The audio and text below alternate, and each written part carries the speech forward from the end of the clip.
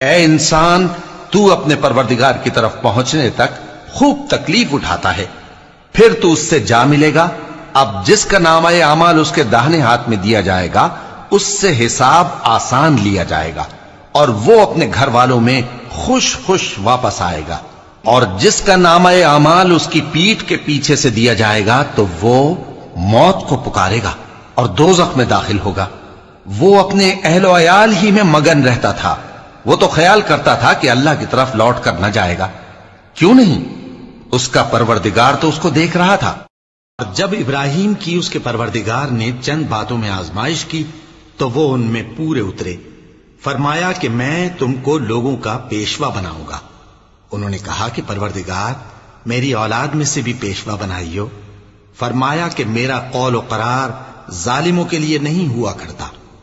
اور جب ہم نے خانہ کعبہ کو لوگوں کے لیے جمع ہونے اور امن پانے کی جگہ مقرر کیا اور حکم دیا کہ جس مقام پر ابراہیم کھڑے ہوتے تھے اس کو نماز کی جگہ بنا لو، اور ابراہیم اور اسماعیل کو حکم بھیجا کہ طواف کرنے والوں اور اعتکاف کرنے والوں اور رکوع کرنے والوں اور سجدہ کرنے والوں کے لیے میرے گھر کو پاک صاف رکھا کرو۔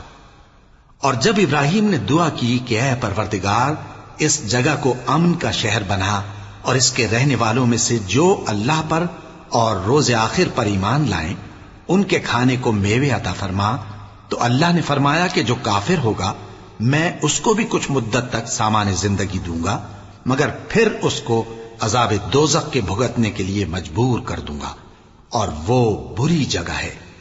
شروع اللہ کا نام لے کر جو بڑا مہربان نہایت رحم والا ہے۔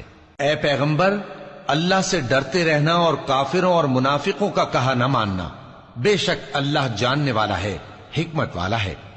اور جو کتاب تم کو تمہارے پروردگار کی طرف سے وحی کی جاتی ہے اسی کی پیروی کیے جانا، بے شک اللہ تمہارے سب اعمال سے خبردار ہے۔ اور اللہ پر بھروسہ رکھنا اور اللہ ہی کارساز کافی ہے۔ اللہ نے کسی آدمی کے پہلو میں دو دل نہیں بنائے، اور نہ تمہاری بیویوں کو جن کو تم ماں کہہ بیٹھتے ہو تمہاری ماں بنایا، اور نہ تمہارے لے پالکوں کو تمہارے بیٹے بنایا۔ یہ سب تمہارے منہ کی باتیں ہیں، اور اللہ تو سچی بات فرماتا ہے اور وہی سیدھا رستہ دکھاتا ہے۔ اہل جنت ایسے بچھونوں پر جن کے استر اطلس کے ہیں تکیہ لگائے ہوئے ہوں گے، اور دونوں باغوں کے میوے قریب جھک رہے ہیں، تو تم اپنے پروردگار کی کون کون سی نعمت کو جھٹلاؤ گے؟ ان میں نیچی نگاہ والی عورتیں ہیں جن کو اہل جنت سے پہلے نہ کسی انسان نے ہاتھ لگایا اور نہ کسی جن نے، تو تم اپنے پروردگار کی کون کون سی نعمت کو جھٹلاؤ گے؟ گویا وہ یاقوت اور مرجان ہیں، تو تم اپنے پروردگار کی کون کون سی نعمت کو جھٹلاؤ گے؟ فرعون نے موسیٰ سے کہا، کیا ہم نے تم کو جبکہ تم بچے تھے پرورش نہیں کیا تھا، اور تم نے برسوں ہمارے ہاں عمر بسر نہیں کی؟ اور تم نے ایک اور کام کیا تھا جو کیا تم ناشکرے معلوم ہوتے ہو۔ موسیٰ نے کہا کہ ہاں، وہ حرکت مجھ سے ناگہاں سرزد ہوئی تھی اور میں خطا کاروں میں تھا۔ پھر جب مجھے تم سے ڈر لگا تو میں تمہارے پاس سے فرار ہو گیا۔ پھر میرے رب نے مجھ کو نبوت و علم بخشا اور مجھے پیغمبروں میں سے کیا۔